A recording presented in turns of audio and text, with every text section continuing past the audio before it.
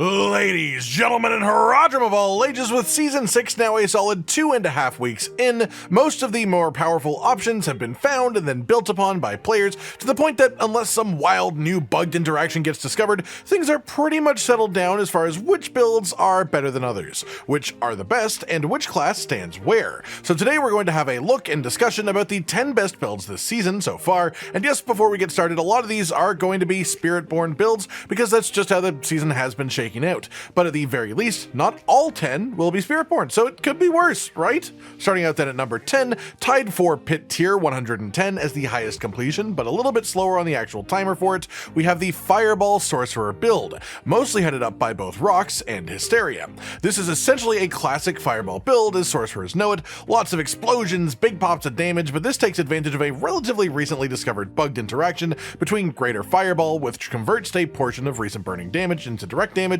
and the Shatter key passive, which is used for pit runs more than anything else. This, just using this combination, turns enemies into little bombs that do a ton of damage to other enemies beside them when they die, before then also exploding to then compound this damage into the next enemy like a line of dominoes until the last one standing just falls over. The main bottleneck causing the cap of this build where it is, despite this bug existing, is very simply that it is heavily leaning on Shatter, which requires multi-target to actually function in the first place. So even if everything works out, you also need a boss at the end of your run who will summon adds for you to be able to kill them in any reasonable time. If they don't, you won't get a 110 done in time, simple as that, and even if they do, even if it's the most heavily ad spawning boss in the game, it will still take the vast majority of your run's timer on the boss itself. This build has been pushed pretty much to its limit, and it's just barely made this cut here for the list. That said, now that we've shown the barrier to entry, I should also mention that two classes don't even have a representative on the list today, because Rogue's highest pit tier clear is a 109, and Druid is a 105, so they are both now out of the running, really, this season at this point.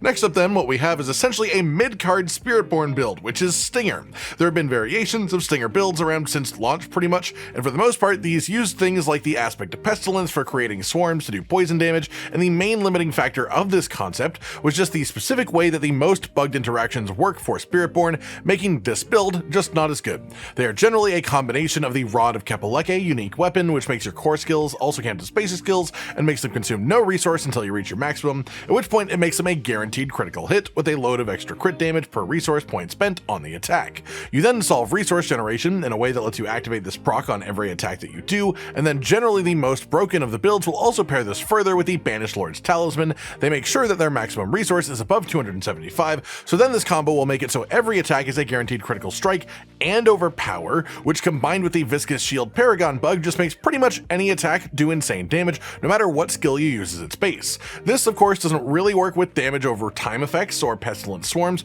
so the player who actually got this run with a Stinger build did something both simple and sort of sad once you realize it, which is rather than leaning full into Stinger like the original Stinger builds did, they essentially just made a Kepaleke and Banished Lords build with Stinger, where it's entirely focused around the upfront damage of Stinger, the initial blast of damage, rather than the damage over time component. The result is that it's way weaker than the other builds that use all of these sort of bugged mechanics together, but because the sort of foundation of items that this is put together can make anything strong, this still makes Stinger very capable, and it has done a tier 110 pit faster than the best Sorcerer build can. After that, we have Thrash Spiritborn. I've not seen footage of this, but I have heard that it can clear pit tier 111, which would then put it in 8th place if that's true. This is a fun Spiritborn build in that it doesn't abuse all of the normal stuff that the other builds do. Instead, it uses Jaguar Primary Spirit Hull, which, yes, is quite common and a little bit buggy, but then all of the damage of the build itself is essentially just focused around boosting this specific effect, the Primary Jaguar Spirit Hull proc. You go full in on Thrash as a basic skill, using Sepizontek as a unique weapon to just absolutely maximize the number of hits per second you can get,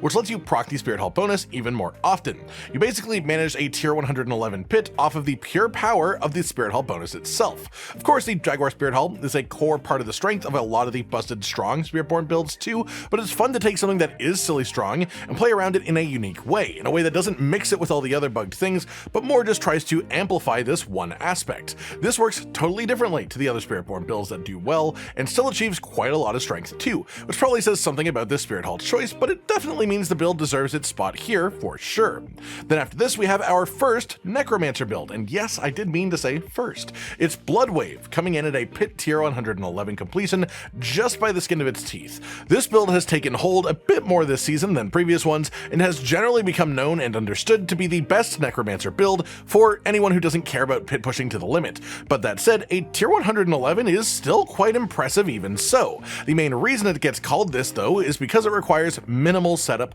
it has high range and generally comfortable playstyle, so you can just enjoy playing this in open world content and other activities. And, well, its main competitor is a strong Necromancer build, which we'll be talking about in a minute, sort of lacks in all of those categories. This build is all about just building up big, powerful blood waves and firing them off back to back. It's very visually impressive, along with just being a screen-wiping build of fun too. Moving along in 6th place then we have Barbarian with Mighty Throw, which is heavily based around snapshotting to reach Pit Tier 114 completion. The main focus of this build is quite simply playing off of a bug with the Mighty Throw skill, the new one for barbs this season. There are snapshots as a concept for plenty of abilities in the game, but this is one of the most awkward feeling ones because of how it works. Because what it does is once you throw Mighty Throw the first time into the ground, the damage of the pulses that stay there that happen afterwards is then snapshotted, meaning if you throw out a new Mighty Throw before the end of those pulses, the damage of the new pulses will be identical to the previous ones, even if you didn't activate all the same buffs in between casts. So the entire way that this build functions at its highest level is using Steel Grasp to just group up massive clumps of enemies in the pit for you to fight as a group, and then building up a bunch of buffs like bonus damage after overpowering with Hammer of the Ancients, or the singular guaranteed overpower from using Bash, but then turning the singular guaranteed overpower into multiple overpowers in a row due to this snapshotting effect in this bug, along with a bunch of other buffs too, and you basically just have a ton of setup before you can launch off just a storm of Mighty Throws back to back without stopping. But the second that you do have to stop throwing out Mighty Throw, you do have to do all the build up again in between. Then up in 5th place we have Necromancer again, this time with the classic Bone Spirit build with some variations added due to the addition of the Soul Rift ultimate and its essence generation and its buffing ability. The main idea here is a combination with the Banished Lord's Talisman and stacking resource, spend, and generation, stacking a ton of crit chance which allows Bone Spirit itself to reset its own cooldown through an enhancement, and then just pinning all of your damage on building up as many buffs as possible before launching out your Bone Spirit, and then repeating this process. Most players report that this build feels really unwieldy outside of the pit specifically where it feels like it's made for, but it's undeniably the strongest Necromancer build for pit specifically. And now that we're at this point, it's not really a spoiler to tell you that this is currently the best pit build in the entire game that isn't owned by Spiritborn as a class, so that is definitely an accomplishment given how broken the class is. That said, this build definitely benefits from some unintended interactions as well, its own bugs of course, such as the scaling of overpower, bonus damage with bonus maximum life, which just seems to be totally out of whack since the stat squish at the moment, but this combined with the spending mass resource on Bone Spirit makes one of the strongest builds in the game that we have. Then up in 4th place we move to pretty familiar territory for Spiritborn players with Payback. Over the last few days, the height of this skill and the builds around it have raised up to be able to do a Pit 132 clear, which is quite impressive for the skill. It is now functioning around the whole Kepaleke and Banished Lord's Talisman combo and all of that after this player worked out how to fix the Banished Lord's Talisman with Payback, as it was acting pretty funky a few days ago, but now they've got it sorted and it's kicking some ass. Honestly, before this it was around a tier 120 pit tier clear, which still would have had it in 4th place, but now it is just a much more impressive 4th place. The way this works is extremely similar to the sort of damage engine at the core of the top Spiritborn builds in general, with the main uniqueness being it has less range than the other options for this, but also has the ability to gain damage every time that an enemy hits you. So when it is in content where it's struggling a little bit and where enemies are attacking you, it does actually have its highest potential for doing more damage, which is a really interesting part of it all. Moving on to 3rd place then we have the Touch of Death Spiritborn build, which is now up to a pit tier 138 clear, and this one is still going up every time I look into it. Basically, this is one of the only top Spiritborn builds that doesn't use the Banished Lord's Talisman and overpowers, because this item simply does not work with the insatiable legendary aspect, which is what lets Touch of Death trigger the critical hit procs from Kepaleke, but it can't overpower from Banished Lords through the same method. This build makes up for the overpower damage that the others achieve, mostly just by stacking loads of armor wherever it can, and combining that with the unyielding hits legendary aspect to add a load of weapon damage converted from your armor value. This just raises the baseline damage of the skill high enough to stay somewhat competitive with the truly upper echelon builds, but at the cost of having just incredible gear requirements to reach the armor required for the actual weapon damage conversion to hit its maximum. That said, even at a 138 pit tier completed, it is still a decent jump up up to the top 2, which are pretty undeniable in this moment. At number 2, we have Crushing Hands. This is best known as the speed farming build for Spiritborn. It uses about 90% of the same equipment and setup as the number 1 build, but whereas the number 1 build has to fire off its skill at basically face-hugging range to get full damage, and it takes a bit of ramp up to reach its height as well, Crushing Hand, while still capable of at least completing a tier 150 pit run in the first place, has a massive radius on the attack itself. It requires far less precise aim to actually use, and does way more of its damage up front and right in front of you, which makes it great for speed farming. Not to mention being much more comfortable to play in general, because you can't use the ability without having an enemy to hit, which you have to target personally, which both makes it easy to basically teleport in front of enemies using Measured Ravager, but also keeps it from accidentally spending your resource when in position where you can't recover it instantly. At its core, this all plays around the Rod of Kepeleke unique weapon and Banished Lord's Talisman combo we talked about before, as well as just stacking absurd amounts of bonus maximum resolve stacks and bonus maximum life to scale your damage and survivability each, partially because Crushing Hand as a skill actually scales with the number of resolve stacks that you have. Then up in first place is the most well-known of Spiritborn builds, Quill Volley. This has been improved and upgraded one bit at a time for the entire season pretty much, and it's reached the point where currently players have surpassed the maximum pit tier of 150